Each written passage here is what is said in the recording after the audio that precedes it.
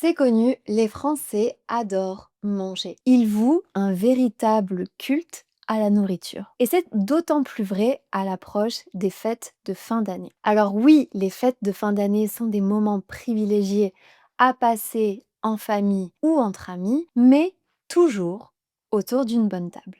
Salut, salut, salut et bienvenue dans un nouvel épisode de French Mornings, le podcast. Si tu apprends le français, tu es au bon endroit. Je suis Elisa et j'enseigne le français sur mes réseaux sociaux à travers les vidéos de ma chaîne YouTube French Mornings with Elisa et à travers les épisodes de ce podcast que tu écoutes. Si tu veux progresser avec moi encore plus vite, de manière structurée, tu peux aussi choisir un de mes cours de niveau A2 à C1, le niveau le plus avancé, sur mon site frenchmornings.com. Je te laisse d'ailleurs écouter le témoignage de mon élève Marc qui a suivi la formation Objectif français niveau A2, B1 et B2. Bonjour à toutes et à tous.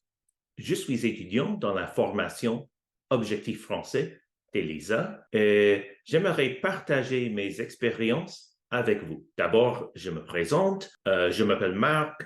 Je suis canadien et j'ai appris le français à l'école quand j'étais petit. J'avais un niveau entre B1 et B2. Depuis l'année dernière, j'ai commencé à travailler avec des collègues en France, à Paris, et j'ai voulu améliorer le niveau de mon français. Donc, je me suis inscrit à la formation et j'ai trouvé que le cours m'a beaucoup aidé à parler français plus naturellement dans les situations de la vie quotidienne en France. Un aspect du cours que j'ai trouvé très utile est les expressions en français courant autour de plusieurs thèmes, comme par exemple la location d'un appartement ou la culture du travail, toutes pertinentes pour mes séjours en France. Il y a aussi un peu de révision de grammaire. Le contenu de Objectif français est bien présenté et très intéressant. Lors de mon dernier séjour à Paris, j'ai réussi à parler sans bloquer par rapport à l'année dernière où parfois les mots ne me venaient pas avec fluidité. Donc, je crois que l'amélioration est grâce en partie à ce cours et beaucoup de pratique, bien sûr. Je vous conseille de penser à ce cours aussi qui peut vous aider. Bon courage dans votre apprentissage du français et salut. Et comme d'habitude, tu peux gratuitement télécharger le PDF de l'épisode en cliquant sur le lien en description. Il contient la transcription complète, le vocabulaire important et un quiz de compréhension. Je te conseille même de le télécharger avant de continuer à écouter pour pouvoir suivre au mieux cet épisode. Aujourd'hui, je te propose de découvrir comment les Français passent les fêtes de fin d'année, quelles sont les traditions importantes, mais surtout, que mangent-ils? La période des fêtes de fin d'année commence dès le mois de décembre, parfois même fin du mois de novembre. Et ça commence avec les traditionnels marchés de Noël. Les plus spectaculaires, les plus beaux marchés de Noël, on les retrouve dans la région de l'Alsace. C'est la région qui est frontalière à l'Allemagne. Donc comme en Allemagne, comme dans les pays germaniques, en Autriche aussi, on va avoir de très très beaux marchés de Noël avec énormément de stands. Mais on en retrouve aussi dans toute la France, dans toutes les grandes villes, on peut retrouver des marchés de Noël. Et chaque marché de Noël va proposer souvent des stands plutôt artisanaux avec des artisans locaux qui vont venir exposer leurs produits. Pour les fêtes de fin d'année, les Français décorent aussi leur intérieur. Et la plupart du temps, ça se passe avec un gros sapin de Noël qu'on va décorer en y accrochant des boules et des guirlandes de Noël. Ce sont vraiment les deux accessoires, on va dire, classiques pour décorer un sapin de Noël.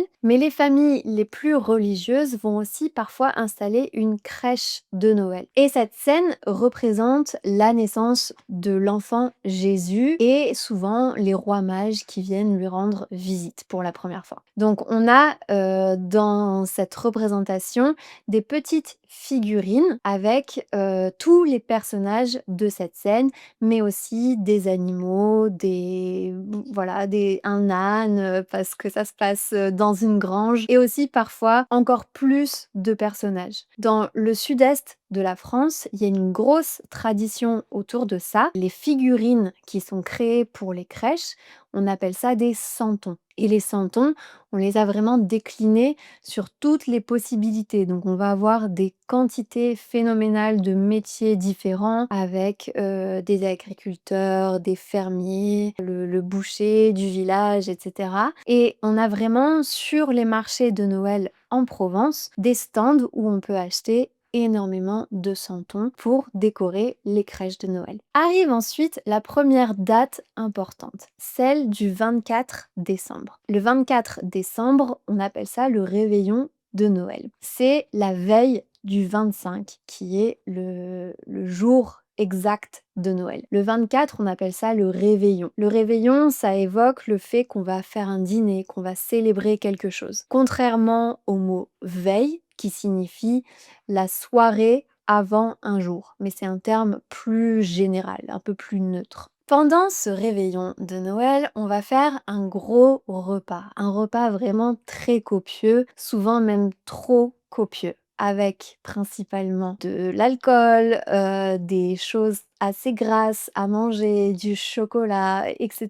C'est vraiment un repas où on peut se permettre tous les excès. Traditionnellement, on va retrouver du foie gras en entrée. Moi, je n'en mange pas, et je pense que même à l'époque où j'étais pas végétarienne, j'en ai jamais mangé parce que j'ai jamais aimé le goût. Mais le foie gras, concrètement, c'est le foie d'un animal qu'on a rendu malade. C'est le foie d'un canard qui a été gavé à outrance, à qui on a donné trop à manger, qu'on a forcé à manger pour que son foie devienne malade, grossisse et qu'il soit trop gras. C'est ça le foie gras. Donc c'est la manière de produire le foie gras, elle est extrêmement cruelle. Un des ingrédients classiques d'un repas de Noël qu'on retrouve en entrée, ce sont aussi les huîtres. Les huîtres sont de gros coquillages qu'on ouvre et dans lesquels on met un peu de jus de citron ou de vinaigrette. Je sais pas, j'aime pas trop, donc je sais pas exactement comment on les cuisine, mais c'est un des ingrédients traditionnels du repas de Noël. En entrée, on peut aussi retrouver les escargots, une des entrées traditionnelles qu'on retrouve à Noël ou bien au Nouvel An, mais c'est souvent à la période des fêtes. En plat principal, on va avoir aussi la traditionnelle dinde au marron. Pour être plus exact, dire la dinde aux châtaignes. Moi, je suis végétarienne, donc je ne mange pas de dinde à Noël. J'essaye toujours d'adapter et de faire un autre repas avec des ingrédients assez typiques de l'hiver et de l'automne, donc des châtaignes, des champignons, des courges, etc. Mais à Noël, c'est vraiment là où on va se permettre des excès, même financiers, parce que tous ces ingrédients sont des ingrédients qui coûtent quand même assez cher. Le foie gras, les huîtres, les escargots, c'est pas quelque chose qu'on va manger tous les jours. C'est vraiment très occasionnel. Le dessert le plus classique de Noël, c'est la bûche de Noël. D'ailleurs, on va parler de cette bûche de Noël parce que c'est très intéressant. C'est une tradition qui a traversé les millénaires. Alors, comme tu le sais peut-être, l'Église chrétienne a toujours voulu remplacer les traditions païennes, les traditions de l'ère pré-chrétienne, en les adaptant à la religion chrétienne. Et la fête de Noël, ça en est un parfait exemple, puisqu'elle a progressivement remplacé la fête de Yule, qui était célébrée par des peuples germaniques à l'occasion du solstice d'hiver, à l'occasion du jour le plus court de l'année. Donc pendant cette fête de Yule, on décorait beaucoup les maisons avec des branches, avec des sapins, des couronnes de branches, etc. C'est ce qui a donné la tradition du fameux sapin de Noël, qui est un arbre qu'on retrouve beaucoup dans les pays germaniques, voire scandinaves. Et pendant la fête de Yule, on prenait aussi une très grosse bûche, donc un énorme morceau de bois, un morceau de tronc d'arbre, qu'on laissait brûler doucement pendant plusieurs jours dans la cheminée, une des traditions principales. Et ensuite, On pense qu'au 19e siècle, un pâtissier parisien a eu l'idée de faire un dessert imitant cette bûche de Noël et l'idée a eu un succès fou puisque c'est maintenant un incontournable des tables de Noël en France. Arrive ensuite le 25 décembre, qui est le jour exact de Noël. Dans beaucoup de familles, c'est le jour où on ouvre les cadeaux. Surtout pour les enfants, on va se réveiller le matin et aller voir le sapin de Noël. Et au pied du sapin, on trouvera tous les cadeaux. On va aussi faire un repas en famille à midi, souvent plus léger que le repas du 24, le repas du réveillon de Noël. Et les familles religieuses vont aussi à la messe de Noël qui est célébrée le 25 décembre. On a ensuite une petite semaine de répit, une petite semaine de pause avant de recommencer à faire la fête et à manger avec excès. Même si en général, entre le 24 et le 31 décembre, on se gave de chocolat. Arrive ensuite le 31 décembre, qui est le jour du réveillon du Nouvel An, c'est-à-dire la veille du jour de l'an, qui est le 1er janvier. Quand on parle un peu vite, on dit le Nouvel An. Par exemple, si je demande à mes amis ce qu'ils ont prévu, je vais leur dire: «Qu'est-ce que tu fais pour le Nouvel An?» ou bien «Qu'est-ce que tu fais pour le jour de l'an?» Mais on sait qu'on parle du réveillon du Nouvel An. C'est plutôt même une soirée où c'est très, très festif. Je pense que la plupart des gens passent le Nouvel An entre amis plutôt qu'en famille. Ce jour-là, on fait vraiment la fête, on boit du champagne, puisque à minuit, quand on passe à la nouvelle année, la plupart du temps, on fait sauter le bouchon de la bouteille de champagne, on danse beaucoup, on fait vraiment la fête.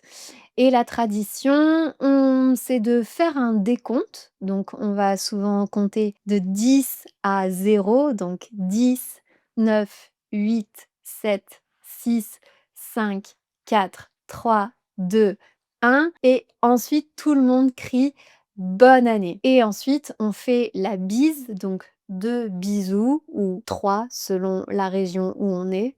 En Provence, parfois c'est 3. Aux personnes qui sont autour de nous et on se souhaite une bonne année, une bonne santé, on se souhaite, de belles choses, pour, les projets à venir.